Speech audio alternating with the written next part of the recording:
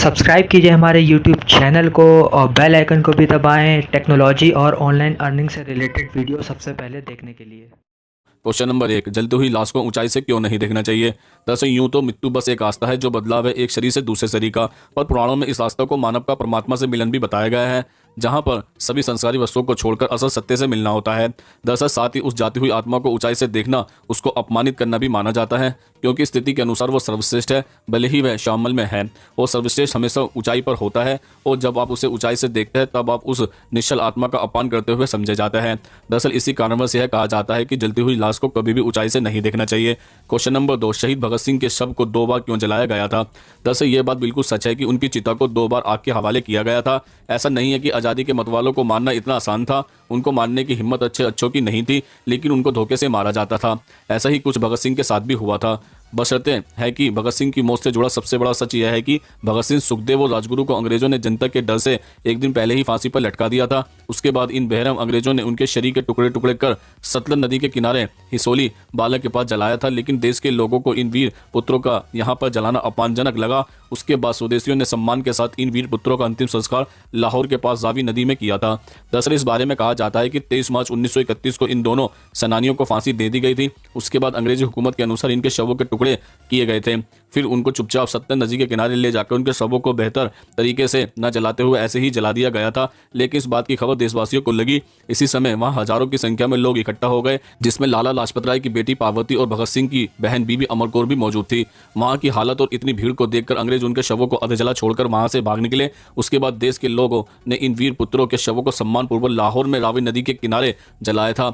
खबर के मुताबिक पता चला था कि जब अंग्रेज इनके शवों को अधजला छोड़कर भाग गए थे, तब इन लोगों ने इन तीनों के शवों को जलती हुई आग से बाहर निकाला था। उसके बाद इनको लाहौर ले गए। लाहौर में तीनों शहीदों के 3 अस्थियां बनाई गई और फिर उनको जला दिया गया। अब अंत में सम्मानपूर्वक इन तीनों की शव यात्रा निकाली गई। उसके बाद हजारों लोगों की भीड़ के सामने इनको सम्मानपूर्वक अग्नि के हवाले किया गया। इसलिए कहा जाता है कि भगत सिंह की चिता को 2 बार अग्नि दी गई थी। इस सच्ची घटना का वर्णन सुखदेव के भाई मथुरा दास ने अपनी किताब मेरे भाई सुखदेव में लिखा था।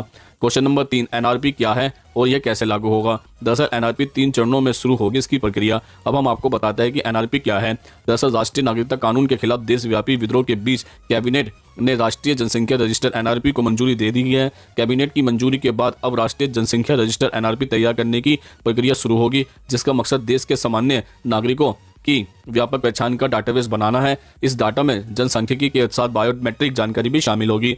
अब हम आपको बताते हैं कि क्या है ये पूरी प्रक्रिया। दरअसल नेशनल पॉपुलेशन रजिस्टर में हर नागरिक की जानकारी रखी जाएगी। यह नागरिकता अधिनियम 1955 के प्रावधानों के तहत स्थानीय, उप जिला, जिला, राज्य और राष्ट्रीय स्तर पर तैयार किया जाएगा। पॉपुलेशन रजिस्टर में 3 प्रक्रिया होंगी। पहले चरण यानी कि पहले साल 1 अप्रैल 2020 से लेकर 30 सितंबर के बीच केंद्र और राज्य सरकारों के कर्मचारी घर घर जाकर आंकड़े जुटाएंगे। वहीं दूसरे चरण में 9 फरवरी से 28 फरवरी 2021 के बीच में इसको पूरा किया जाएगा। तीसरे चरण में संशोधन की प्रक्रिया 1 मार्च से 5 मार्च के बीच में होगी। अब हम आपको बताते हैं कि एनआरपी क्या है। दरअसल एनआरपी देश के सभी सामान्य निवासियों का दस्तावेज है और नागरिकता अधिनियम 1955 के प्रावधानों के तहत स्थानीय, उप जिला, जिला, राज्य स्तर पर यह तैयार किया जाएगा। कोई भी निवासी जो 6 महीने या उससे अधिक समय से स्थानीय क्षेत्र में निवास कर रहा है तो उसे एनआरपी में अनिवार्य रूप से पंजीकृत कराना होगा।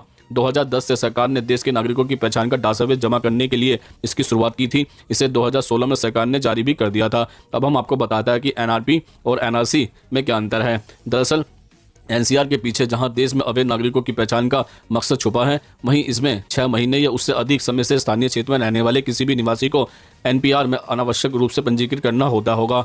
बाहरी व्यक्ति भी अगर देश के किसी हिस्से में 6 महीने से रह रहा है तो उसे भी एनपीआर में दर्ज करना होगा। एमपीआर के जरिए लोगों का बायोमेट्रिक डाटा तैयार कर सरकारी योजनाओं के पहुंच असली लाभार्थी तक पहुंचने का मकसद भी होगा।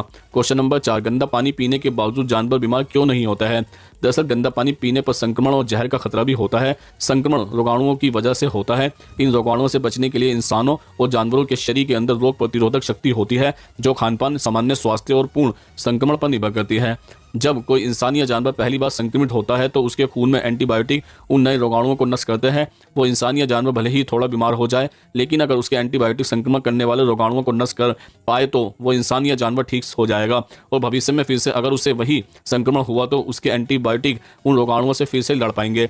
दरअसल जानवर आराम से ही प्राकृतिक जल स्रोतों से पानी पीता है, इस वजह से उनका शरीर उन जल स्रोतों में पाए गए रोगाणुओं से जूझ चुका है और उसके खिलाफ रोग प्रतिरोधक शक्ति भी बन चुका है। इसलिए अगर पानी दूषित भी हुआ तो वह जानवर बीमार नहीं होगा या बीमार होकर ठीक हो जाएगा। मादा जानवर जब बच्चे जन्म देती है और उसको अपना दूध पिलाती है तो उसके दूध द्वारा उसके एंटीबायोटिक उसके बच्चे को मिलता है। इस वजह से वो बच्चा अपनी माँ की एंटीबायोटिक के द्वारा कई प्रकार के संक्रमण से भी बच जाता है। इसके अलावा जानवर अपनी सूंघने की शक्ति से भी हानिकारक भोजन और पानी की पहचान भी कर लेता है और उससे दूर भी हो जाता है। इसलिए अगर उसको गंध से ही होगा कि कोई जल स्रोत जहरीला है तो वह उसका पानी नहीं पिएंगे। ऐसा नहीं है कि जानवर गंदा पानी पीकर बीमार नहीं होता है। अगर पानी जहरीला हो या वो जानवर की रोग प्रतिरोधक शक्ति कम हो तो जानवर बीमार होकर मर भी सकता है, पर अगर वो बच जाएगा तो संक्रमण से बचने की शक्ति भी उसकी बन जाती है। Question number 5, Salman Khan bracelet को हर वक्त क्यों पहनते हैं और उसकी क्या कीमत है? दरअसल सलमान खान जो आज के ज़माने में कौन नहीं जानता है, क्योंकि सलमान खान आज के समय में बॉलीवुड के सबसे बड़े अभिनेताओं में से एक है। आज हम आपको सलमान खान के ब्रेसलेट के बारे में बताने वाले हैं,